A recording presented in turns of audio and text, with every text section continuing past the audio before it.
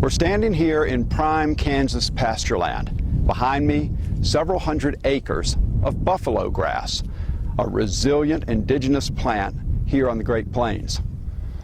This time of the summer, we should be seeing between 1.5 and 2 inches of pale green buffalo grass that makes great grazing for cattle.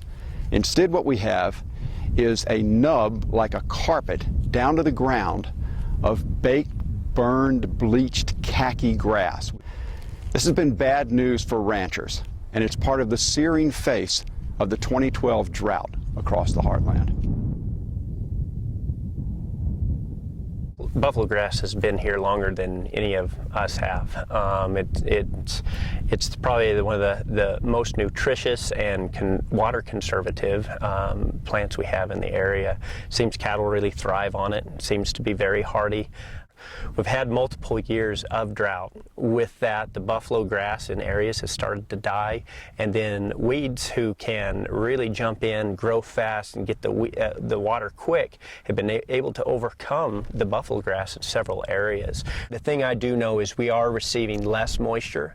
Our challenges are much more intense, and there's a lot more on the line with these challenges nowadays than what we had before. There is a change in the weather, there's no doubt, and we are going to have to be adapting, and this may be the few years that we get before it really gets bad, that we really have to get our game together and really figure out how we're going to handle the lack of moisture and perhaps production in agriculture.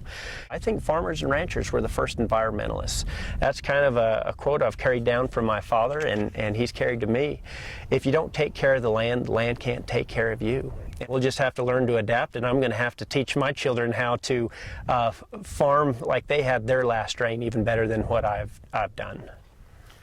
Everyone has been having trouble with this drought and with the heat, and I think it's going to greatly affect the consumer. Normally, well, you're standing in the middle of the Amity Canal north of Lamar, and normally you'd be 3 to 4 feet in water. We've been in a drought for many years. This isn't this year. It's been here for several years. Looking at the crops and what's going on out there, this is one of our worst years. Cattlemen's trying to make a living by moving their cattle around, but you can only move them so much on growth or grass that's not growing. And a number of them that have shipped cattle out of the area. Some have sold, and which would be selling their calves a little bit early. Normally they don't wean them and sell them until November. Some are weaning now.